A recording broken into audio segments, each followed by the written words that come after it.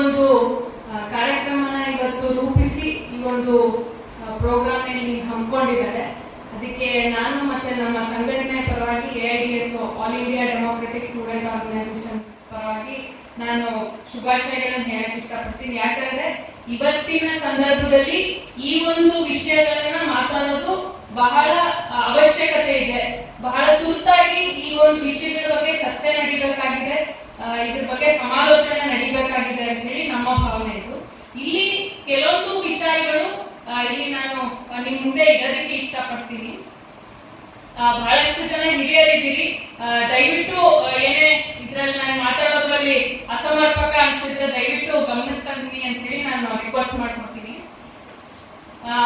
Just ಕಳೆದ 10 ದಿನಗಳ ಹಿಂದೆನೆ ನಾವು ಈ ಸಭೆ ಈಗ ಮಾತಾಡಬೇಕಾದ್ರೆ ಶಾಲಾ ಶಿಕ್ಷಣದ ಬಗ್ಗೆ ನಮ್ಮ ಅಪೇಕ್ಷೆಗಳೇನು ಅಂತ ಹೇಳಿ ನಾವು ಮುಂದೆ ಇಡಬೇಕಾದ್ರೆ ಜಸ್ಟ್ 10 ದಿನಗಳ ಹಿಂದೆನೆ ಕಲಬುರಗಿನ ಆಳಂದ ತಾಲೂಕಲ್ಲಿ ಸಂಗೊಳ್ಳಿ ಅನ್ನೋ ಗ್ರಾಮದಲ್ಲಿ ಭಾನುವಾರ ಆಗಿದ್ದಕ್ಕೆ ಮಕ್ಕಳು ಬಚಾವಾದ್ರು. ಸರ್ಕಾರಿ ಶಾಲೆಗೆ ಛಾವಣಿ ಕುಸಿದ್ ಬಿತ್ತು. ಅಲ್ಲಿ ಭಾನುವಾರ ಆಗಿದ್ದಕ್ಕೆ ಏನು ಅಚಾತು ರೀತಿ ಗುಲ್ಬರ್ಗ ಸಿಟಿನಲ್ಲಿರುವಂತ ಹಾರ್ಟ್ ಆಫ್ ದಿ ಸಿಟಿನಲ್ಲಿರುವಂತ ಒಂದು PU ಕಾಲೇಜಿನ ಕಟ್ಟಡವನ್ನು ಕುಸಿದ್ಬಿದ್ದಿತ್ತು. ಅಲ್ಲಿ ನಾವಿವಾಗ ಶಾಲಾ ಶಿಕ್ಷಣದ ಬಗ್ಗೆ ಪ್ರಾಥಮಿಕವಾಗಲೇ ಮಾತಾಡ್ಬೇಕಾದ್ರೆ ಬೇಸಿಕ್ ಪ್ರಶ್ನೆ ಬರೋದೇನೆ ಇನ್ಫ್ರಾಸ್ಟ್ರಕ್ಚರ್ ಯಾವ ತರ ಇದೆ ಅಂತ ಹೇಳಿ. ಕರ್ನಾಟಕದಲ್ಲಿ 40,000ಕ್ಕೂ ಹೆಚ್ಚು ಶಾಲಾ ಕೊಠಡಿಗಳು ಈಗ ತುರ್ತಾಗಿ ದುರಸ್ತಿ ಮಾಡುವಂತ ಪರಿಸ್ಥಿತಿನಲ್ಲಿ ಇದೆ. ಇಲ್ಲಿ ನಾನು ಕಲ್ಯಾಣ ಕರ್ನಾಟಕದ ಸ್ಪೆಸಿಫಿಕ್ ಆಗಿ ಹೇಳಕ್ ಇಷ್ಟಪಡ್ತೀನಿ, ಯಾಕಂದ್ರೆ ಮೋಸ್ಟ್ ನೆಗ್ಲೆಕ್ಟೆಡ್ ರೀಜನ್ ಆಗಿರೋದ್ರಿಂದ. ಈಗ ಕಲ್ಯಾಣ ಕರ್ನಾಟಕದಲ್ಲಿ ಅದು ಒಂದೇ ಭಾಗದಲ್ಲೇ 18,000ಕ್ಕಿಂತ ಹೆಚ್ಚು ಸರ್ಕಾರಿ ಶಾಲಾ ಕೊಠಡಿಗಳು ಈಗ ಇಮಿಡಿಯೇಟ್ಲಿ ದುರಸ್ತಿ ಮಾಡಬೇಕು. ಅದರಲ್ಲಿನೂ ಕೂಡ 8,000 ಶಾಲಾ ಕೊಠಡಿಗಳ ಪರಿಸ್ಥಿತಿ ಹೇಗಿದೆ ಅಂತಂದ್ರೆ ಅವುಗಳ ರಿಪೇರಿ ಈ ವರ್ಷನೇ ಆಗ್ಬೇಕಾಗಿತ್ತು. 8,000 ಶಾಲಾ ಕೊಠಡಿಗಳ ದುರಸ್ತಿ, ಆದ್ರೆ ಅದಾಗ್ಲಿಲ್ಲ. ಶಾಲೆ ಶುರು ಆಯ್ತು, ಮಳೆನೂ ಬಂತು. ಮಳೆ ಬರುವಂತ ಭಯಕ್ಕೆ ಹಲವಾರು ಶಾಲೆಗಳಲ್ಲಿ ಮಕ್ಕಳನ್ನ ಹೊರಗಡೆ ಕೂರಿಸಿ ಮರದ ನೆಲದಲ್ಲಿ ಕೂರಿಸಿ ಪಾಠ ನಡೀತಾ ಇರುವಂತದ್ದು ನಮ್ಮ ಎಕ್ಸ್ಪೀರಿಯನ್ಸ್ ಗೆ ಬಂದಿದೆ. ಪತ್ರಿಕೆಗಳಲ್ಲೂ ಪದೇ ಪದೇ ಅದು ನಮ್ಮ ಗಮನಕ್ಕೆ ಬರ್ತಾನೆ. ಇಲ್ಲಿ ಏನು ಕನಿಷ್ಠ ಒಂದು ಇನ್ಫ್ರಾಸ್ಟ್ರಕ್ಚರ್ ಕೊಡಬೇಕಾಗಿ ಶಾಲಾ ಕೊಠಡಿ ಅನ್ನೋದು ಏನ್ ಕೊಡಬೇಕಾಗಿತ್ತು ಅದನ್ನು ಕೂಡ ಬಹುತೇಕವಾಗಿ ಸರ್ಕಾರ ಒಂದು ಕನಿಷ್ಠ ಜವಾಬ್ದಾರಿಯನ್ನು ವಹಿಸಿಕೊಂಡಿಲ್ಲ ಅಂತ ಅನ್ನೋದು ಭಾರಿ ಒಂದು ಆತಂಕ ತರುವಂತ ವಿಷಯ. ಅಲ್ಲಿ ಇವತ್ತು ಈ ಇನ್ಫ್ರಾಸ್ಟ್ರಕ್ಚರ್ ನ ಬೆಳೆಸೋ ನಿಟ್ಟಿನಲ್ಲಿ ಫಂಡ್ಸ್ ಡೈರೆಕ್ಟ್ ಮಾಡೋದ್ರಿಂದ ಹೊರತು ಜೊತೆಗೆ ಅದನ್ನ ಇಂಪ್ರೂವ್ ಮಾಡೋದ್ರ ಕಡೆ ಕನಿಷ್ಠ ಕಾಳಜಿನೂ ಬರ್ತಿಲ್ವಲ್ಲ ಅನ್ನೋಂತ ಪ್ರಶ್ನೆ ಮೂಡುತ್ತೆ. ಇನ್ನೊಂದು ಈ ಒಂದು ಕಲಿಕೆಗೆ ಏನು ಮೂಲಭೂತವಾಗಿ ಕಲಿಕಾ ಒಂದು ಇದರದು ಪ್ರಕ್ರಿಯೆದು ಬೇಸ್ ಅಲ್ಲಿರುವಂತ ಟೀಚರ್ಸ್ ಕೊರತೆ ಏನಿದೆ ಇದು ಬಹಳಷ್ಟು ಬಾರಿ ಸರ್ಕಾರದ ಗಮನಕ್ಕೆ ತಂದಿದ್ದಾಯ್ತು. ಹಲವಾರು ಹೋರಾಟಗಳು ನಡೀತಾ ಇದೆ. ಟೀಚರ್ಸ್ ಅವ್ರ ಕಷ್ಟಗಳನ್ನ ಹೇಳ್ತಾ ಇದ್ದಾರೆ, ಅದನ್ನ ಹೇಳ್ತಿರ್ತಾರೆ ಕಷ್ಟಗಳು. ಅಲ್ಲಿ ಇವಾಗ ಎಷ್ಟು ಮಟ್ಟಿಗೆ ಪರಿಸ್ಥಿತಿ ಇದೆ ಅಂತಂದ್ರೆ ಪ್ರಾಥಮಿಕ ಶಾಲೆಗಳಲ್ಲೇನೆ 45,000 ಶಿಕ್ಷಕರ ಹುದ್ದೆ ಖಾಲಿ ಇದೆ. ಪ್ರೌಢ ಶಾಲೆಯಲ್ಲಿ 12,000 ಶಾಲಾ ಶಿಕ್ಷಕರ ಹುದ್ದೆ ಖಾಲಿ ಇದೆ. ಇದನ್ನೆಲ್ಲ ಅಲ್ಲಿ ಇಷ್ಟಿಷ್ಟು ಅತಿಥಿ ಶಿಕ್ಷಕರನ್ನ ಅಪಾಯಿಂಟ್ ಮಾಡ್ಕೋತಾರೆ. ಆ ಅತಿಥಿ ಶಿಕ್ಷಕರು ಕೆಲಸ ಮಾಡ್ತಾರಲ್ಲಿ. ಅದು ಬಹಳ ಕಡಿಮೆ ದುಡ್ಡಿಗೆ 12,000, 13,000, 15,000 ಅಮೌಂಟ್ಗೆ ಸ್ಯಾಲರಿಗೆ ಅವರು ಇಡೀ ದಿನ ಶ್ರಮ ವಹಿಸಿ ಕೆಲಸ ಮಾಡ್ತಾರೆ. ಅಲ್ಲಿ ಈಗ ಒಂದು ಏನು ಕಲ್ಯಾಣ ಕರ್ನಾಟಕದ ಪರಿಸ್ಥಿತಿನೇ ನೋಡಿದ್ರೆ 40% ಟೀಚರ್ಸ್ ಡೆಫಿಸಿಟ್ ಇದೆ. ಇದು ಭಾರಿ ಆತಂಕಕಾರಿ ಪರಿಸ್ಥಿತಿ ಅಂತ ಅನ್ಸುತ್ತೆ. ನಮ್ಮ ಸಂಘಟನೆಯಿಂದ ಇತ್ತೀಚೆಗೆ ಯಾದಗಿರಿನಲ್ಲಿ ಒಂದು ಪ್ರತಿಭಟನೆ ಆಯ್ತು. ಒಬ್ಬರೇ ಶಿಕ್ಷಕರಿದ್ದಾರೆ, ಪರ್ಮನೆಂಟ್ ಶಿಕ್ಷಕರು. ಇನ್ನೊಬ್ಬ ಗೆಸ್ಟ್ ಫ್ಯಾಕಲ್ಟಿ ಕೊಡಿ ಅನ್ನೋದಕ್ಕೆ ಮಕ್ಕಳು ಹೋರಾಟ ಮಾಡುವಂತ ಪರಿಸ್ಥಿತಿ, ಪೋಷಕರು ಹೋರಾಟ ಮಾಡುವಂತ ಪರಿಸ್ಥಿತಿ. ಅಲ್ಲಿ ಕರ್ನಾಟಕದ ದಾರುಣ ಪರಿಸ್ಥಿತಿ. 7,000 ಶಾಲೆಗಳು ಏಕೋಪಾಧ್ಯಾಯ ಶಾಲೆಗಳಿದ್ದಾವೆ. ಇಲ್ಲಿ ಈ ಶಿಕ್ಷಕರಿಗೆ ಒಂದು ಶಿಕ್ಷಕರ ತಲೆ ಮೇಲೆ ಭಾರ ಜಾಸ್ತಿ ಇದೆ, ಲೋಡ್ ಜಾಸ್ತಿ ಇದೆ. ಅದಷ್ಟೇ ಅಲ್ಲದೆ ಅವ್ರು ಮೊಟ್ಟೆ ಎಣಿಸ್ಬೇಕು. ಮೊಟ್ಟೆ ಎಣಿಸೋದ್ರ ಜೊತೆಗೆ ಬಾಳೆಹಣ್ಣು ಎಣಿಸ್ಬೇಕು. ಆ ಬಾಳೆಹಣ್ಣು ಮೊಟ್ಟೆಗೆ ದುಡ್ಡು ಕಡಿಮೆ ಬರ್ತಾ ಇದೆ ಸರ್ಕಾರದಿಂದ. ಪ್ರತಿ ವರ್ಷ ಬೆಲೆ ಏರಿಕೆ ಆಗ್ತಾ ಇದೆ. ಆ ಬೆಲೆ ಏರಿಕೆಗೆ ತಕ್ಕಂತೆ ಈಗಂತೂ ಮೊಟ್ಟೆ ಬೆಲೆ ಮೋಸ್ಟ್ಲಿ 7,500 ರೂಪಾಯಿನೂ ಆಗಿದೆ. ಆದ್ರೆ ದುಡ್ಡು ಬರ್ತಿರೋದು ಮಾತ್ರ 6 ರೂಪಾಯಿ. ಸೊ ಈ ಎಕ್ಸ್ಟ್ರಾ ಏನು 1,500 ರೂಪಾಯಿ ಇದೆ ಒಂದೊಂದು ಮಗುಗೂ ಕೊಡ್ಬೇಕಾಗಿರೋದು, ಅದನ್ನ ಆ ಶಾಲಾ ಶಿಕ್ಷಕರು ತಮ್ಮ ಸ್ಯಾಲರಿಯಿಂದ ತೆಗೆದು ಹಾಕ್ತಾ ಇದ್ದಾರೆ. ತಮ್ಮ ಸ್ಯಾಲರಿಯಿಂದ ಕೊಟ್ಟು ಮಕ್ಕಳಿಗೆ ದಿನ ಪ್ರತಿ ಮೊಟ್ಟೆ ಕೊಡ್ತಾರೆ, ಬಾಳೆಹಣ್ಣು ಕೊಡ್ತಾರೆ. ಅದನ್ನ ತಗೊಂಡ್ಬರ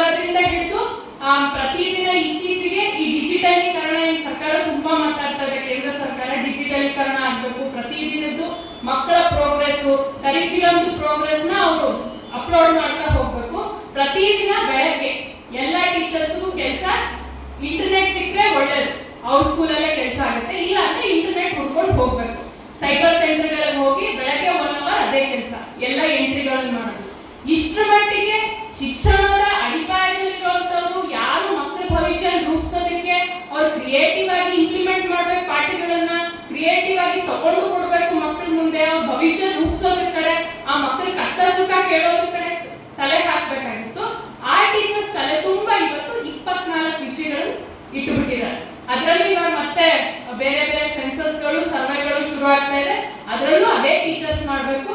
ಒಂದೇ ಒಂದು ಬಹಳ ಏನಂತಾರೆ ಬೇಜಾರಾಗೋ ವಿಷಯ ಅಂತಂದ್ರೆ, ಕಳೆದ ಬಾರಿ ಸೆನ್ಸಸ್ ಶುರು ಆಗಿದೆ ಅನ್ನೋ ಕಾರಣಕ್ಕೆ ದಸರಾ ರಜೆ ಸರ್ಕಾರಿ ಶಾಲೆ ಮಕ್ಕಳಿಗೆ 10 ದಿನ ಎಕ್ಸ್ಟೆಂಡ್ ಆಯ್ತು. 10 ದಿನ ಈ ಸರ್ಕಾರಿ ಶಾಲೆ ಮಕ್ಕಳು ರೋಡಲ್ಲಿ ಅಲ್ದಾಡ್ತಿದ್ರೆ, ಪ್ರೈವೇಟ್ ಶಾಲೆಗಳ ಮಕ್ಕಳು ಶಾಲೆ ಹೋಗಿ ಅಟೆಂಡ್ ಆದ್ರು. ಈ ಮೋಸ, ಈ ತಾರತಮ್ಯ ಸರ್ಕಾರ ಪ್ರತಿ ಹೆಜ್ಜೆನಲ್ಲೂ ಎಕ್ಸಿಬಿಟ್ ಆಗ್ತಾ ಇದೆ.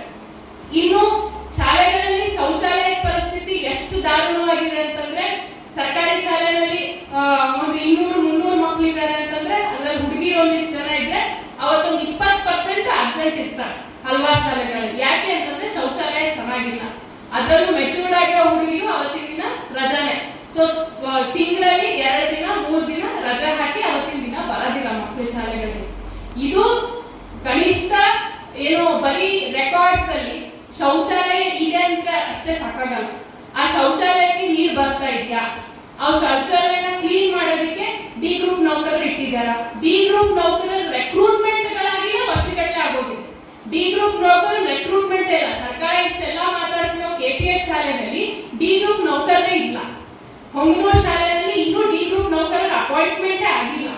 ಡಿ ಗ್ರೂಪ್ ನೌಕರರಿಲ್ಲ ಅಂದ್ರೆ ಯಾರು ಶೌಚಾಲಯ ಕ್ಲೀನ್ ಮಾಡ್ತಾರೆ, ಯಾರು ನೀರು ಬರೆಸ್ತಾರೆ, ಅದ್ರ ಕಡೆ ಗಮನ ಹಾಕೋರು ಯಾರು? ಶೌಚಾಲಯದ ಅಂಕಿ ಅಂಶಗಳಲ್ಲಿ ಶೌಚಾಲಯ ಇದೆ ಅಂತ ಟಿಕ್ ಹೊಡ್ಬಿಡ್ತಾರೆ ಸರ್ಕಾರ. ಆದ್ರೆ ಸರ್ವೆ ಲೆಕ್ಕಕ್ಕೆ ಆಗೋಯ್ತೆ ಹೊತ್ತು ಮಗು ಶೌಚಾಲಯ ಬಳಸಕ್ ಆಗ್ತಿಲ್ಲ. ನೀರಿನ ವ್ಯವಸ್ಥೆ ಹಲವಾರು ಶಾಲೆಗಳಲ್ಲಿಲ್ಲ. ವರ್ಕಿಂಗ್ ಡ್ರಿಂಕಿಂಗ್ ವಾಟರ್ ಅದು ವರ್ಕ್ ಆಗ್ಬೇಕು, ಆ ಮಷೀನ್ ಅವತ್ತು ಕೆಲಸ ಮಾಡ್ಬೇಕು, ಅದು ಮಾಡೋದಿಲ್ಲ. ಇಲ್ಲಿ ಇವತ್ತು ಏನು ಕಲಿಕೆದು ಏನ್ ಇನ್ಫ್ರಾಸ್ಟ್ರಕ್ಚರ್ ಇದೆ ಇರಬೇಕಾಗಿತ್ತು, ಕನಿಷ್ಠ ಇನ್ಫ್ರಾಸ್ಟ್ರಕ್ಚರ್. ಈ ಒಂದು ಕನಿಷ್ಠ ಇನ್ಫ್ರಾಸ್ಟ್ರಕ್ಚರ್ನೇ ಮೂಲಭೂತವಾಗಿ ಕಿತ್ಕೊಂಡ್ಬಿಟ್ಟು ಬಡಜನರಿಂದ ಸರ್ಕಾರಿ ಶಾಲೆ ಮಕ್ಕಳು ಬರ್ತಿಲ್ಲ, ಅದನ್ನ ಪೋಷಕರ ಮೇಲೆ ಗೂಬೆ ಕೂರಿಸೋದು. ಕನಿಷ್ಠ ನೈತಿಕತೆ ಅಂಡರ್ ಅದು ಬರುತ್ತಾ ಇದು ಅಂತ ಹೇಳಿ ಪ್ರಶ್ನೆ ಬರುತ್ತೆ. ಮಾತಿಗೆ ಸರ್ಕಾರಿ ಶಾಲೆ ಮಕ್ಕಳು ಬರಲ್ಲ, ಸರ್ಕಾರಿ ಶಾಲೆ ಮಕ್ಕಳು ಬರಲ್ಲ ಅಂದ್ರೆ ನೀವು ಸರ್ಕಾರಿ ಶಾಲೆ ಮಕ್ಕಳನ್ನ ಏನ್ ಪರಿಗಣಿಸ್ತಾ ಇದ್ದೀರಪ್ಪ? ಪ್ರಾಣಿಗಳ ತರ ಬಂದು ಕೂತ್ಕೋಬೇಕಾ? ನೀವು ಒಂದು ಡಿಗ್ನಿಫೈಡ್ ಸ್ಕೂಲ್ ಅಟ್ಮಾಸ್ಫಿಯರ್ ನ ಸೃಷ್ಟಿ ಮಾಡಕ್ಕಾಗಿಲ್ಲ. ಅಲ್ಲಿ ಹೋದ್ರೆ ಗೌರವ ಇಲ್ಲ, ಅಲ್ಲಿ ಹೋದ್ರೆ ಶೌಚಾಲಯ ಇಲ್ಲ, ಬೈಲಲ್ಲಿ ಹೋಗ್ಬೇಕು ಅಂತ ಅಟ್ಮಾಸ್ಫಿಯರ್ ಅಲ್ಲಿ ಇರ್ಲಿ ಮಕ್ಕಳು ಪರವಾಗಿಲ್ಲ, ಶಾಲೆ ಬನ್ನಿ ಅಂತ ಕೇಳ್ತಿರಲ್ಲ. ಇದು ಕನಿಷ್ಠ ನೈತಿಕತೆ ಆದ್ರೂ ಆಗುತ್ತಾ ಅನ್ನೋ ಪ್ರಶ್ನೆ ಬರುತ್ತೆ. ಕಲಿಕೆ ಮಟ್ಟ ಯಾವ ಮಟ್ಟಿಗೆ ಕುಸಿದಿದೆ ಇವತ್ತು, ಬಹಳ ಭೀಕರವಾಗಿದೆ. ಇದು ಕಳೆದ 16 ವರ್ಷಗಳಿಂದ, ಅದರಲ್ಲೂ ನೋ ಡಿಟೆನ್ಷನ್ ಪಾಲಿಸಿ ಬಂದ್ಮೇಲಿಂದ, ಪಾಸ್ ಫೇಲ್ ಪದ್ಧತಿ ರದ್ದಾದ್ಮೇಲಿಂದ ಇದು ಬಹಳ ರ್ಯಾಪಿಡ್ ಆಗಿ ಕುಸಿದೋಗಿದೆ ಅಂತ ಅನ್ನೋದು ಹಲವಾರು ಜನ ಶಿಕ್ಷಣ ತಜ್ಞರು ಹೇಳ್ತಾ ಇದ್ದಾರೆ. ಪದೇ ಪದೇ ಶಿಕ್ಷಣದ ಗುಣಮಟ್ಟ ಏನಿದೆ ಅದು ಇಷ್ಟು ಮಟ್ಟಿಗೆ ಪಾತಾಳ ಕುಸಿದಿರೋದ್ರ ಬಗ್ಗೆ ಹಲವಾರು ಜನರಲ್ಲಿ ಆತಂಕ ಇದೆ. ಅಲ್ಲಿ ಕೆಲವೊಂದು ಅಂಕಿಅಂಶಗಳನ್ನ ಹೇಳೋಣ ಅಂತ ಅನಿಸ್ತು ನನಗೆ. 1ನೇ ಕ್ಲಾಸ್ ಮಕ್ಕಳಲ್ಲಿ 32% ಮಕ್ಕಳಿಗೆ ಅಕ್ಷರ ಗುರುತಿಸಕ್ಕೂ ಬರೋದಿಲ್ಲ. 39% ಮಕ್ಕಳಿಗೆ ಶಬ್ದಗಳನ್ನು ಗುರುತಿಸಕ್ ಬರಲ್ಲ. 3ನೇ ಕ್ಲಾಸ್ ಮಕ್ಕಳಿಗೆ 2ನೇ ಕ್ಲಾಸಿನ ಟೆಕ್ಸ್ಟ್ ಬುಕ್ ಓದಕ್ ಸಾಧ್ಯ ಇರುವಂತವ್ರು 15% ಅಷ್ಟೇ. 23% ಮಕ್ಕಳಿಗೆ ಮಾತ್ರ ಕಳಿಯೋದು ಬರುತ್ತೆ. 3ನೇ ಕ್ಲಾಸ್ ಮಕ್ಕಳಿಗೆ ಕಳಿಯೋದು ಬರೋದು ಬರೀ 23%. 5ನೇ ಕ್ಲಾಸ್ ಮಕ್ಕಳಲ್ಲಿ 34% ಮಕ್ಕಳು ಮಾತ್ರ 2ನೇ ತರಗತಿಯ ಟೆಕ್ಸ್ಟ್ ಬುಕ್ ಓದಕ್ ಸಾಧ್ಯ, ಪಠ್ಯನ ಓದಕ್ ಸಾಧ್ಯ. 19 ಜನ ಮಕ್ಕಳು ಸಿಂಪಲ್ ನ್ಯೂಮರಿಕಲ್ಸ್ ಕಳಿಯೋದು, ಗುಣಿಸೋದು, ಕೂಡಿಸೋದು ಇದನ್ನ ಕನಿಷ್ಠ ಮಾಡೋದಕ್ಕೆ ಅಷ್ಟೇ ಮಕ್ಕಳಿಗೆ ಸಾಧ್ಯ. ಇಲ್ಲಿವತ್ತು ನಮ್ಮ ಸರ್ಕಾರ NEP ಇಂದ ಹಿಡ್ಕೊಂಡು ಸ್ಕಿಲ್ ಬರಬೇಕು, ಸ್ಕಿಲ್ ಇಂಡಿಯಾ, ನಾವು ಸ್ಕಿಲ್ಡ್ ಎಜುಕೇಶನ್ ಕೊಡಬೇಕು, ವೃತ್ತಿಪರ ಶಿಕ್ಷಣ ಕೊಡಬೇಕು, ಅದರ ಮಕ್ಕಳಿಗೆ ನಾವು 1ನೇ ಕ್ಲಾಸಿನ ಕಂಪ್ಯೂಟರ್ ಸೈನ್ಸ್ ಕಲಿಸೋಣ ಅಂತ ಹೇಳಿ ನಮ್ಮ ಕರ್ನಾಟಕದ ಎಜುಕೇಶನ್ ಮಿನಿಸ್ಟರ್ ಹೇಳ್ತಾರೆ. ಒಂದನೇ ಕ್ಲಾಸ್ ಮಗುಗೆ ಕಂಪ್ಯೂಟರ್ ಸೈನ್ಸಿನ ಅವಶ್ಯಕತೆ ಇಲ್ಲ ಅಂತ ಅನ್ನೋದನ್ನ ಯಾರಾದ್ರೂ ಒಬ್ಬ ಟೀಚರ್ಗೂ ಒಬ್ಬ ಪ್ರೊಫೆಸರ್ ಕೇಳಿದ್ರು ಅವ್ರಿಗೆ ಉತ್ತರ ಸಿಕ್ಬಿಟ್ಟಿರೋದು. ಅಷ್ಟು ಶೌಚಾಲಯನೇ ಇಲ್ಲ ಅಂತ ಅನ್ಸುತ್ತೆ ನನಗೆ ಇವತ್ತು ಅಧಿಕಾರದಲ್ಲಿ ಇರೋರಿಗೆ. ಒಂದನೇ ಕ್ಲಾಸ್ ಮಕ್ಕಳಿಗೆ ನಾವು ಕಂಪ್ಯೂಟರ್ ಸೈನ್ಸ್ ಹೇಳ್ಕೊಡ್ತೀವಿ. ಅದಕ್ಕೆ ಕರ್ನಾಟಕದಲ್ಲಿ 22,500 IT ಶಿಕ್ಷಕರನ್ನ ನೇಮಕ ಮಾಡ್ಕೊಡ್ತೀವಿ ಅಂತ ಹೇಳಿ. ಅದರಲ್ಲೂ ತಾರತಮ್ಯ ಏನು ಅಂದ್ರೆ ಆ 2,500 ಟೀಚರ್ಸ್ ಏನ್ ರೆಕ್ರೂಟ್ ಮಾಡ್ಕೊಂಡಿದ್ದಾರೆ ಅದಿಷ್ಟು ಜನ KPS ಅಷ್ಟೇ, ಬೇರೆ ಶಾಲೆಗಳಿಗಲ್ಲ. ಕೊಡೋದ್ರಲ್ಲೂ ಮೋಸ. ಅದು ಕೊಡೋದ್ರಲ್ಲೂ ಎಷ್ಟು ಮಟ್ಟಿಗೆ ಅವೈಜ್ಞಾನಿಕವಾಗಿದೆ ಅಂದ್ರೆ ಈ ಸ್ಕಿಲ್ ಅನ್ನೋ ಕಾನ್ಸೆಪ್ಟ್ ಅನ್ನ NEP ಪದೇ ಪದೇ ಹೇಳ್ತಾರೆ. ನ್ಯೂ ಎಜುಕೇಶನ್ ಪಾಲಿಸಿ 2020 ಇಂಪ್ಲಿಮೆಂಟ್ ಆಯ್ತು. ಪದೇ ಪದೇ ಸ್ಕಿಲ್ ಬಗ್ಗೆ ಮಾತಾಡ್ತಾ ಇದ್ದಾರೆ, ಡಿಜಿಟಲ್ ಎಜುಕೇಶನ್ ಬಗ್ಗೆ ಮಾತಾಡ್ತಾ ಇದ್ದಾರೆ, ಸ್ಮಾರ್ಟ್ ಕ್ಲಾಸ್ ಬಗ್ಗೆ ಮಾತಾಡ್ತಾ ಇದ್ದಾರೆ. ಆದ್ರೆ ಇಲ್ಲಿ ಬೇಸಿಕ್ 3 Rಗಳು 3 R's ಏನಿತ್ತು, ರೀಡಿಂಗ್, ರೈಟಿಂಗ್, ಬೇಸಿಕ್ ಅರ್ಥಮೆಟಿಕ್ಸ್, ಅದನ್ನೇ ಪಕ್ಕಕ್ಕೆ ಸರಿಸ್ಬಿಟ್ಟು ಸ್ಕಿಲ್ ಕೊಟ್ಟರೆ ಒಬ್ಬ ಮನುಷ್ಯ ಏನಾಗಕ್ ಸಾಧ್ಯ? ಇಲ್ಲಿ ನಾನು ಬಹಳ ಜನ ಹಿರಿಯರಿದ್ದೀರಿ, ಜಸ್ಟ್ ನಿಮ್ ಮುಂದೆ ಇಡೋಣ ಅಂತ ಅನಿಸ್ತು. ಸ್ವಾಮಿ ವಿವೇಕಾನಂದ ಏನ್ ಹೇಳ್ತಾರೆ, ಶಿಕ್ಷಣ ಅಂತಂದ್ರೆ ಬರೀ ಒಂದು ಮಗುವಿನ ಮೆದುಳಿಗೆ ಒಂದಿಷ್ಟು ಮಾಹಿತಿನ ತುರುಕಿ ಆ ಮಾಹಿತಿನ ಏನ್ ಮಾಡ್ಲಿ ಅಂತ ಹೇಳೋದು ಇಡೀ ಜೀವನ ಬಳದೋದಕ್ಕೂ ಅದು ಶಿಕ್ಷಣ ಅಲ್ಲ. ಆ ಮಗು ಒಂದು ಆತ್ಮಾಭಿಮಾನ ಬೆಳೆಯುವಂತ, ಬುದ್ಧಿಶಕ್ತಿನ ಹೊಂದಿರುವಂತ, ತನ್ನ ಸ್ವಂತ ಕಾಲ ಮೇಲೆ ತಾನು ನಿಂತ್ಕೊಳ್ಳುವಂತ ವ್ಯಕ್ತಿ ಆಗ್ಬೇಕು. ಅಂತ ಶಿಕ್ಷಣ ಬೇಕಾಗಿರೋದು ಅಂತ ಹೇಳಿ ಆಲ್ಬರ್ಟ್ ಐನ್ಸ್ಟೈನ್ ಏನೋ 20ನೇ ಶತಮಾನದ ಮೇಧಾವಿ ವಿಜ್ಞಾನಿ, ಅವರು ಏನ್ ಹೇಳ್ತಾರೆ, ವೃತ್ತಿಪರ ಶಿಕ್ಷಣ ಬಗ್ಗೆ, ಸ್ಕಿಲ್ ಬಗ್ಗೆ, professional education and specialised education, ಇದ್ರ ಬಗ್ಗೆ ಅವ್ರು ಏನ್ ಹೇಳ್ತಾರೆ, ನಿರ್ದಿಷ್ಟ ವಿಷಯದ ಪರಿಣಿತಿ ಅಥವಾ ವೃತ್ತಿಪರ ಶಿಕ್ಷಣ ಕೊಡೋದು ಅಷ್ಟೇ ಶಿಕ್ಷಣದ ಉದ್ದೇಶ ಆಗಬಾರ್ದು. ಅಲ್ಲಿ ಮಕ್ಕಳಲ್ಲಿ ಒಂದು ಸಾರ್ವತ್ರಿಕವಾಗಿ ಸಂಪೂರ್ಣವಾಗಿ ಆ ಮಗುವಿನ ಡೆವಲಪ್ಮೆಂಟ್ ಆಗ್ಬೇಕು. ಹೇಗೆ? ಅದಕ್ಕೆ ನೀತಿಗಳ ಬಗ್ಗೆ, ನೈತಿಕದ ಬಗ್ಗೆ ಅಟ್ರಾಕ್ಷನ್ ಹುಟ್ಟಿಸ್ಬೇಕು. ಅದ್ರ ಮನಸ್ಸಿನ ಭಾವನೆಗಳಲ್ಲಿ ಒಂದಾಗ್ಬೇಕು, ಯಾವುದು ಸರಿ ಯಾವುದು ತಪ್ಪು, ನೈತಿಕತೆ ಬಗ್ಗೆನೇ ಆಕರ್ಷಣೆ ಹುಟ್ಟಿಸ್ಬೇಕು ಆ ಮಗುವಿನಲ್ಲಿ. ಅದ್ರ ಜೊತೆಗೆ ಆ ಮಗು ಒಂದು ಸಂಸ್ಕೃತಿ ಇರುವಂತ, ಸರಿ ತಪ್ಪುನ ಗುರುತಿಸೋಕಾಗುವಂತ, ತರ್ಕಬದ್ಧವಾಗಿ ವಿಚಾರ ಮಾಡುವಂತ, ಬುದ್ಧಿಮಟ್ಟ ಇರುವಂತ ಮಗು ಆಗ್ಬೇಕೆ ಹೊರತು ಇದೆಲ್ಲಾನು ಬಿಟ್ಬಿಟ್ಟು ಬರೀ ಪ್ರೊಫೆಷನ್, ಬರೀ ವಿಶಿಷ್ಟ ಒಂದು ತರಬೇತಿ ಕೊಡೋದ್ರ ಮೂಲಕ ಆ ಮಗುನ ರೂಪಿಸಿದ್ರೆ ಆ ಮಗು ತರಬೇತಿ ಪಡೆದ ಪ್ರಾಣಿಯ ಹಾಗೆ ಕಾಣುತ್ತೆ ಅಂತ ಹೇಳ್ತಾರೆ ಆಲ್ಬರ್ಟ್ ಐನ್ಸ್ಟೈನ್. ಅಲ್ಲಿ ನಮಗನ್ಸುತ್ತೆ ಯಾವ ಶಿಕ್ಷಣ ಮನುಷ್ಯನನ್ನಾಗಿ ಮಾಡ್ಬೇಕಾಗಿತ್ತೋ ಆ ಶಿಕ್ಷಣ ಮತ್ತೆ ಇವತ್ತು ನಮ್ಮ ಮನುಷ್ಯರನ್ನ ಪ್ರಾಣಿಗಳ ತರ ಮಾಡಕ್ ಕೊಟ್ಟಿದ್ದಾರೆ ಇವತ್ತಿನ ಸರ್ಕಾರಗಳು, ಇವತ್ತಿನ ವ್ಯವಸ್ಥೆಯ ಹುನ್ನಾರ ಇದೆ. ಅಲ್ಲಿ ಯಾವಾಗ ಬ್ರಿಟಿಷರು ಈ ದೇಶದಲ್ಲಿ ಇದೊಂದು ಜಸ್ಟ್ ಇಲ್ಲಿ ಹೇಳೋಣ ಅಂತ ಅನಿಸ್ತು, ಯಾವಾಗ ಬ್ರಿಟಿಷರು ನಮ್ಮ ದೇಶದಲ್ಲಿ ಶಿಕ್ಷಣನ ತಗೊಂಡ್ಬಂದ್ರು, ಮೆಕ್ಯಾಲನ್ ಎಜುಕೇಶನ್ ಇಂಪ್ಲಿಮೆಂಟ್ ಮಾಡಿದ್ರು, ಆವಾಗ ಒಂದು ಬಹಳ ಇಂಟ್ರೆಸ್ಟಿಂಗ್ ಘಟನಾವಳಿ ನಡೆಯುತ್ತೆ. ಅವಾಗ ಅವ್ರೇನು ಸಂಸ್ಕೃತ್ ಕಾಲೇಜಲ್ಲಿ ಕಲ್ಕತ್ತಾನಲ್ಲಿ ಏನು ಒಂದು ಕರಿಕ್ಯುಲಮ್ ರೆಡಿ ಮಾಡ್ತಾರೆ, ಮೆಕ್ಯಾಲೆ ಅವರು ರೆಡಿ ಮಾಡ್ತಾರೆ. ಆ ಒಂದು ಕರಿಕ್ಯುಲಮ್ನ ಈಶ್ವರಚಂದ್ರ ವಿದ್ಯಾಸಾಗರ್ ಅಪೋಸ್ ಮಾಡ್ತಾರೆ. ಏನು ಅಂತಂದ್ರೆ, ನಿಮ್ಮ ಕರಿಕ್ಯುಲಮ್ ಅಲ್ಲಿ ಸೈನ್ಸ್ ಇಲ್ಲ, ನೀವು ಏನಂತಾರೆ ಒಂದು ವೈಜ್ಞಾನಿಕವಾಗಿ ಯೋಚನೆ ಮಾಡುವಂತ ಕರಿಕ್ಯುಲಮ್ನ ನೀವು ಸೃಷ್ಟಿ ಮಾಡ್ತಿಲ್ಲ. ನೀವು ಏನ್ ಮಾಡ್ತಿದ್ದೀರಾ, ನಿಮ್ಮ ಕೈ ಕೆಲಸಕ್ಕೆ ಬರುವಂತ ಕ್ಲರ್ಕ್ಸ್, ಕೆಲಸಗಾರನ ರೆಡಿ ಮಾಡೋದಕ್ಕೆ ಇಂಗ್ಲಿಷ್ ಬರುವಂತ, ಇಂಗ್ಲಿಷ್ ಅಫಿಷಿಯಲ್ಸ್ ಜೊತೆ ಮಾತಾಡೋಕೆ ಸಾಧ್ಯ ಆಗಿರುವಂತ ಸೇವಕರನ್ನ ರೆಡಿ ಮಾಡೋದಕ್ಕೆ ನೀವು ಶಿಕ್ಷಣ ಕೊಡ್ತಿದ್ದೀರೋ ಹೊರತಾಗಿ ನಿಮ್ಮ ಶಿಕ್ಷಣದಲ್ಲಿ ವೈಜ್ಞಾನಿಕತೆ ಇಲ್ಲ.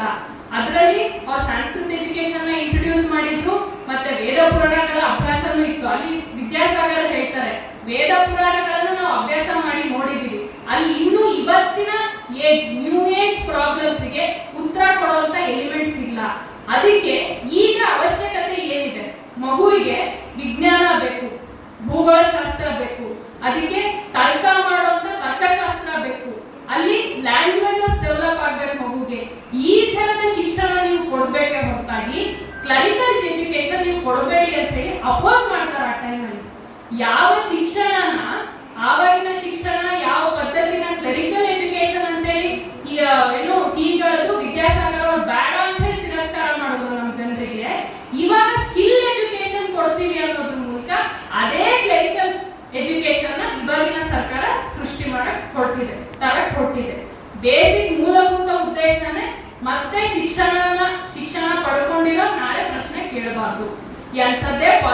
ಸಂದರ್ಭದಲ್ಲಿ ಏನೇ ಸುಳ್ಳು ಮಾತಾಡ್ಲಿ, ಏನೇ ಆಶ್ವಾಸನೆ ಕೊಟ್ಟರು ಹೂ ಬಸ್ವ ಅಂತ ಅನ್ಕೊಂಡು ಅವರು ವೋಟ್ ಹಾಕ್ತಾ ಹೋಗ್ಬೇಕು ಅಷ್ಟೇನೆ. ಇನ್ನು ಪ್ರಶ್ನೆ ಕೇಳೋದು ಬರಬಾರ್ದು.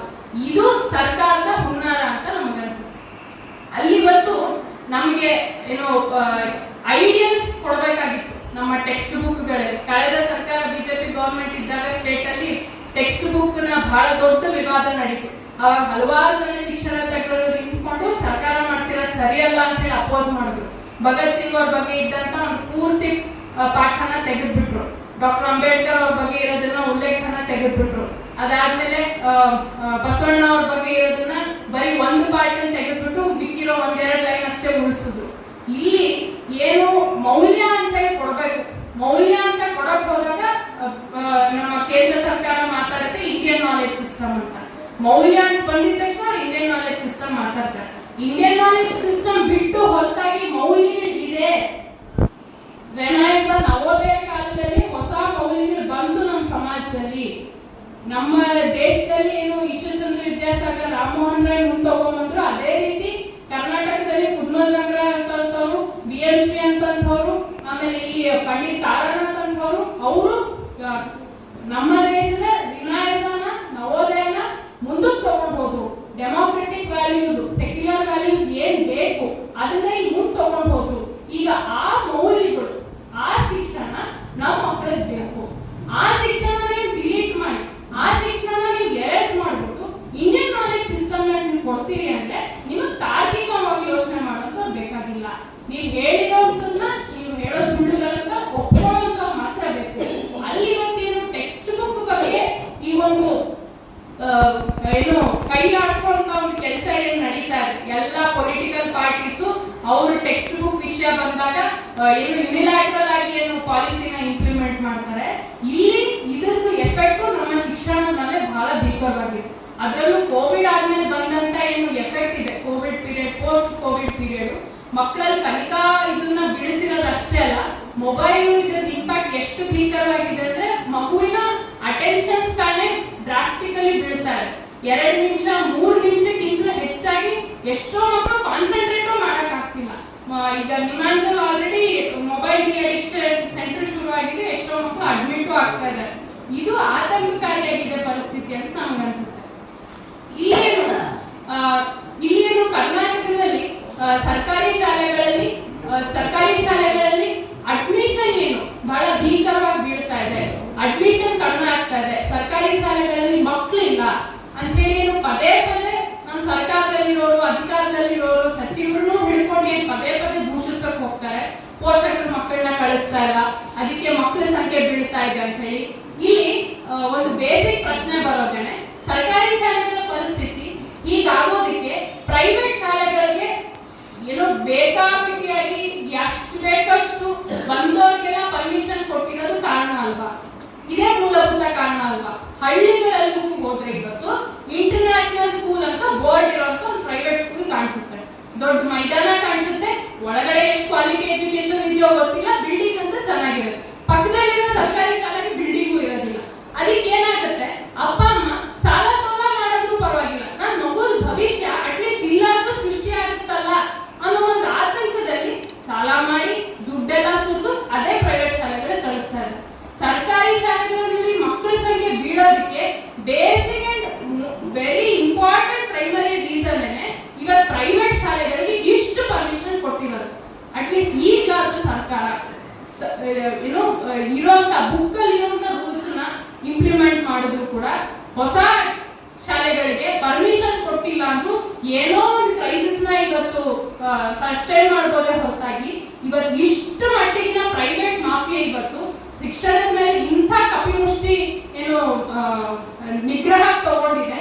ಇದು ಶಿಕ್ಷಣನ ಬಹಳ ಅಂಧಕಾರಕ್ಕೆ ತಳ್ತಾ ಇದೆ.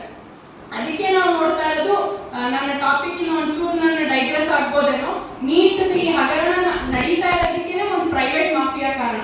ಪ್ರೈವೇಟ್ಗಳು ಕೋಚಿಂಗ್ ಸೆಂಟರ್ಗಳು ಬಂದು ನುಗ್ಗಿರೋದಕ್ಕೆ ಶಿಕ್ಷಣನ ಲಾಭ ಮಾಡ್ಕೊಂಡಿರೋದಕ್ಕೆ ಇವತ್ತು ನೀಟ್ ಹಗರಣ ಇಷ್ಟು ದೊಡ್ಡ ಮಟ್ಟಕ್ಕೆ ಆಗಕ್ಕೆ ಸಾಧ್ಯ ಆಗಿದೆ. ಇಲ್ಲಿ ಇವತ್ತು ಮಕ್ಕಳ ಸಂಖ್ಯೆ ಕುಸಿದಿದೆ ಅಂತ ಏನ್ ಹೇಳ್ತಿದ್ದಾರೆ, ಅಲ್ಲಿ ಇವತ್ತಿಗೂ ಸಂಖ್ಯೆ ತಗೊಂಡ್ರೆ ಕುಸಿತ ಎಷ್ಟು ಮಟ್ಟಿಗೆ ಆಗಿದೆ, ಕುಸಿತ ಆಗಿದೆ ನಿಜ, ಆದ್ರೆ ಇವತ್ತಿಗೂ ಕೂಡ 40 ಲಕ್ಷ ಮಕ್ಕಳು ಇವತ್ತು ಸರ್ಕಾರಿ ಶಾಲೆಗಳಲ್ಲಿ ಓದ್ತಾ ಇದ್ದಾರೆ. ಸಿಟಿ ಸುತ್ತಮುತ್ತ ಸಿಟಿಗೆ ಹತ್ಕೊಂಡಿರುವಂತ ಅಥವಾ ಸಿಟಿನಲ್ಲಿರುವಂತ ಸರ್ಕಾರಿ ಶಾಲೆಗಳು ಬಳಲ್ತಾ ಇದ್ದಾವೆ.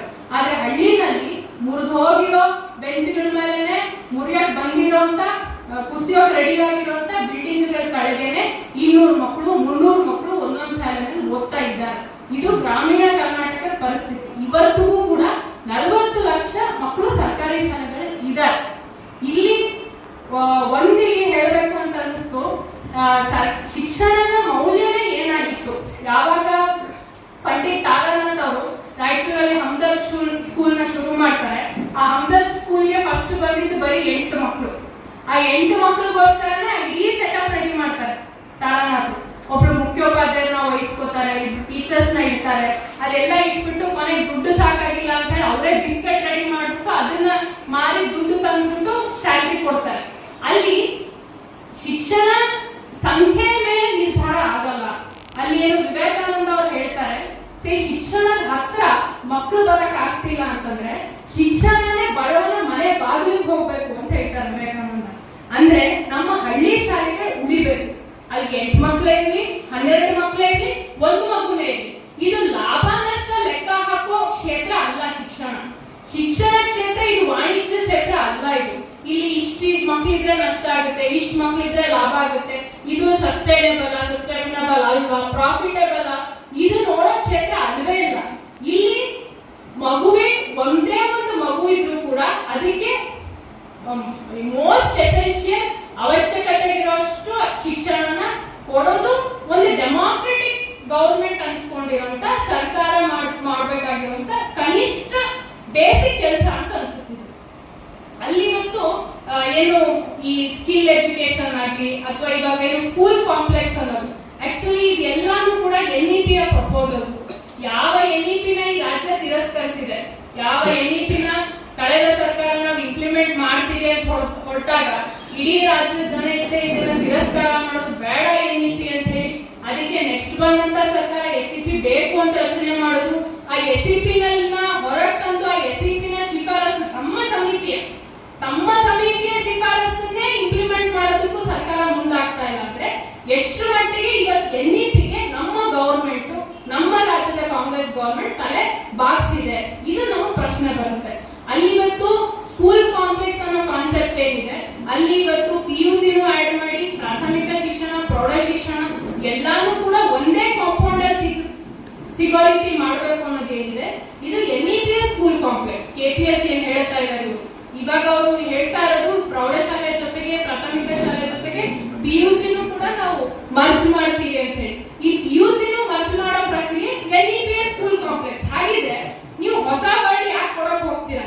NEP ನೀವು ಇಂಪ್ಲಿಮೆಂಟ್ ಮಾಡ್ತಾ ಇರೋ NEP ಅಂತಾನೆ ಹೇಳಿ, NEP ಸ್ಕೂಲ್ ಕಾಂಪ್ಲೆಕ್ಸ್ ನೀವು ಇಂಪ್ಲಿಮೆಂಟ್ ಮಾಡ್ತಾ ಇದ್ದೀರಾ, NEP ಸ್ಕಿಲ್ ಎಜುಕೇಶನ್ ನೀವು ಇಂಪ್ಲಿಮೆಂಟ್ ಮಾಡ್ತೀರಾ, ಅದೇ ಇಂಪ್ಲಿಮೆಂಟ್ ಮಾಡ್ತಿದ್ದೀರಾ ಅಂತ ಹೇಳಿ ಅಂತ ಹೇಳ್ಬೇಕು ಅನ್ಸುತ್ತೆ. ಅಲ್ಲಿ ಇವತ್ತು ಏನು ಹಲವಾರು ಜನ ಮಹಾನ್ ವ್ಯಕ್ತಿಗಳು ನಮ್ಮ ದೇಶಕ್ಕೆ ಶಿಕ್ಷಣ ಅನ್ನೋದು ಹೇಗಿರ್ಬೇಕು, ಶಿಕ್ಷಣದ ಫೀಚರ್ಸ್ ಹೇಗಿರ್ಬೇಕು ಅಂತ ಹೇಳಿ ಹಲವಾರು ಜನ ಬಹಳ ಹೋರಾಟ ಮಾಡಿ ಈ ಒಂದು ಬೇಸ್ ನ ಕ್ರಿಯೇಟ್ ಮಾಡಿದ್ದಾರೆ. ಅದರಲ್ಲಿ ಜ್ಯೋತಿಬಾ ಫುಲೆಯಿಂದ ಹಿಡ್ಕೊಂಡು ವಿದ್ಯಾಸಾಗರ್ ಅವರಿಂದ ಹಿಡ್ಕೊಂಡು ಹಲವಾರು ಜನ ಶಿಕ್ಷಣದ ರೂಪುರೇಷೆ, ಅದು ಯಾರಿಗೆ ತಲುಪಬೇಕು, ಯಾವ ಮಟ್ಟದಲ್ಲಿ ತಲುಪಬೇಕು, ಅದ್ರ ಮೂಲ ಆಶಯ ಏನಾಗಿರ್ಬೇಕು ಅನ್ನೋಂತ ಆಶಯಗಳಿದೆ. ಆ ಆಶಯಗಳನ್ನೆಲ್ಲ ಇವತ್ತು ಎಲ್ಲಾ ಗವರ್ಮೆಂಟ್ಸು, ಎಲ್ಲಾ ಸರ್ಕಾರಗಳು ಅದನ್ನ ಬದಿಗೊಟ್ಟಿದೆ. ಅದರಲ್ಲೂ ಕೂಡ 1990s ಆದ್ಮೇಲೆ ಗ್ಲೋಬಲೈಸೇಷನ್ ಪಾಲಿಸಿ ಬಂತು, LPG ಪಾಲಿಸಿಗೆ ನಮ್ಮ ಸರ್ಕಾರ ಸಹಿ ಮಾಡಿದ್ರು, ಲಿಬರಲೈಸೇಷನ್, ಪ್ರೈವೇಟೈಸೇಷನ್, ಗ್ಲೋಬಲೈಸೇಷನ್ ಪಾಲಿಸಿ. ಅದಾದ್ಮೇಲೆ ಶಿಕ್ಷಣದ ಮೇಲೆ ಈ ಒಂದು ಶ್ರೀಮಂತರು ಏನ್ ಬಂಡವಾಳಶಾಹಿಗಳು ಅಂತ ಕರಿತೀವಿ, ಅವರ ಒಂದು ಕಪಿಮುಷ್ಟಿ ಗಟ್ಟಿ ಆಗ್ತಾ ಹೋಯ್ತು. ಅದಕ್ಕೆ ನಾವು ಗಮನಿಸ್ತಾ ಇರೋದು, ನಮ್ಮ ರಾಜ್ಯ ಏನು ಕಲ್ಯಾಣ ರಾಜ್ಯ ಅಂತ ಹೇಳಿ ಗುರುತಿಸ್ಕೊಂಡಿತ್ತು, ವೆಲ್ಫೇರ್ ಸ್ಟೇಟ್, ಅಲ್ಲಿ ಶಿಕ್ಷಣ, ಆರೋಗ್ಯ ಸರ್ಕಾರ ಜವಾಬ್ದಾರಿ ಅಂತ ಅನ್ನೋದು ಆಗ್ಬೇಕಾಗಿತ್ತು. ಅದು ಕ್ರಮೇಣ ಹೊರಟೋಗಿದೆ. ಅಲ್ಲಿ ಏನು 2000s ಅಲ್ಲಿ ಬಂದಂತ ಬಿರ್ಲಾ ಅಂಬಾನಿ ಕಮಿಷನ್ ಪ್ರಪೋಸಲ್ ಏನಾಗಿತ್ತು, ಶಿಕ್ಷಣನ ಇನ್ಮೇಲೆ ಸರ್ವಿಸ್ ಇಂದ ತೆಗೆದು ಎಂಪ್ಲಾಯ್ಮೆಂಟ್ ಮಾಡಬೇಕು ಅನ್ನೋದ್ರಿಂದ ಹಿಡಿದು ಕರ್ನಾಟಕದ TMA ಪೈ ಕೇಸು, ಅಲ್ಲಿ ಏನು TMA ಪೈ ಕೇಸ್ ನಲ್ಲಿ ಬಹಳ ದೊಡ್ಡ ಇನ್ಸ್ಟಿಟ್ಯೂಷನ್ ಒಂದು ಏನು ಇನ್ವಾಲ್ವ್ ಆಗಿತ್ತು, ಕರ್ನಾಟಕದ ಇನ್ಸ್ಟಿಟ್ಯೂಷನ್, ಅಲ್ಲಿ ಇವಾಗ ಪ್ರಾಫಿಟಬಲ್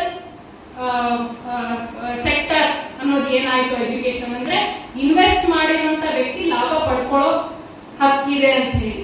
ಈ ಎಲ್ಲ ಬೆಳವಣಿಗೆಗಳು ಪೋಸ್ಟ್ ಗ್ಲೋಬಲೈಸೇಷನ್ ಏನ್ ಬೆಳವಣಿಗೆಗಳು ಇದೆಲ್ಲ ಏನ್ ಫಾಸ್ಟ್ ಆಗಿ ನಡೀತಾ ಇದೆ, ಇದು ಕಂಪ್ಲೀಟ್ಲಿ ಶಿಕ್ಷಣನ ಎರಡು ಭಾಗ ಮಾಡಾಕಿದೆ. ಇವತ್ತು ಒಂದು ಭಾಗ ನಮ್ಮ ದೇಶದ ಮಿಲಿಯಾಂತರ ಜನ ಮಕ್ಕಳು ಹೋಗುವಂತ ಸರ್ಕಾರಿ ಶಾಲೆಗಳಲ್ಲಿ ದಿನದಿನಕ್ಕೂ ಕುಸಿತಾ ಇರುವಂತ ಶಿಕ್ಷಣದ ಮಟ್ಟ. ಇನ್ನೊಂದ್ ಕಡೆ ನಾವು ನೋಡ್ತಾ ಇರೋದು ಯಾರು ದುಡ್ಡಿರೋರಿದ್ದಾರೆ, ಯಾರು ಇಷ್ಟು ದುಡ್ಡು ಅಫೋರ್ಡ್ ಮಾಡಕ್ ಸಾಧ್ಯ ಆಗುತ್ತೆ ಅವ್ರು ಕಳಿಸ್ತಾ ಇರುವಂತ ಇಂಟರ್ನ್ಯಾಷನಲ್ ಸ್ಕೂಲ್ಸ್. ಆ ಇಂಟರ್ನ್ಯಾಷನಲ್ ಸ್ಕೂಲ್ಸ್ ಅಲ್ಲಿ ಸ್ವಿಮ್ಮಿಂಗ್ ಪೂಲ್ ಇಂದ ಹಿಡಿದು ಎಲ್ಲಾ ತರದ್ದು, ಸ್ಕೇಟಿಂಗ್ ಇಂದ ಹಿಡಿದು ಎಲ್ಲಾ ತರದ್ದು ಇದೆ. ಅದರಲ್ಲಿ ಆ ಒಂದು ರೀತಿಯ ಇನ್ನೊಂದು ರೀತಿಯ ಶಿಕ್ಷಣ ತಯಾರಾಗ್ತಾರೆ. ದುಡ್ಡು ಇರೋರಿಗೆ ಒಂದು ರೀತಿಯ ಶಿಕ್ಷಣ, ದುಡ್ಡು ಇಲ್ಲದೆ ಇರೋರಿಗೆ ಇನ್ನೊಂದು ರೀತಿ ಶಿಕ್ಷಣ. ನಮಗನ್ಸುತ್ತೆ ಇವತ್ತಿನ ಈ ವ್ಯವಸ್ಥೆ, ಬಂಡವಾಳಶಾಹಿ ವ್ಯವಸ್ಥೆ ಇದೆ, ಇದು ತನ್ನ ಸಾಯೋ ಹಂತದಲ್ಲಿ ಶಿಕ್ಷಣನೂ ಕೂಡ ಬಿಸ್ನೆಸ್ ಮಾಡಾಕ್ಬಿಟ್ಟಿದೆ. ತನ್ನ ಸರ್ವೈವ್ ಆಗ್ಬೇಕು, ಈ ಬಂಡವಾಳಶಾಹಿಗಳು ಸರ್ವೈವ್ ಆಗ್ಬೇಕು, ದುಡ್ಡಿರೋರು ಸರ್ವೈವ್ ಆಗ್ಬೇಕು ಅಂದ್ರೆ ನಾನ್ ಲಾಸ್ ನೋ ಲಾಸ್ ಬಿಸ್ನೆಸ್ ಇದು ಶಿಕ್ಷಣ. ಅದಕ್ಕೆ ಇವತ್ತು ಕಾಲಿಟ್ಬಿಟ್ಟಿದ್ದಾರೆ. ಈ ಒಂದು ಇದರಲ್ಲಿ ಇವತ್ತಿನ ಶಿಕ್ಷಣ ನಮ್ಮ ದೇಶದ ಬಡ ಮಕ್ಕಳು ಭವಿಷ್ಯ ಕತ್ಲಲ್ಲಿ ನಿಂತಿದೆ, ತಲೆ ಮೇಲೆ ತೂಗು ಕತ್ತಿ ನೇತಾಡ್ತಾ ಇದೆ. ಅಲ್ಲಿ ಇವತ್ತೇನು ಇಡೀ ಒಂದು ಕ್ರೈಸಿಸ್ ಸೃಷ್ಟಿ ಮಾಡಿದ್ದಾರೆ.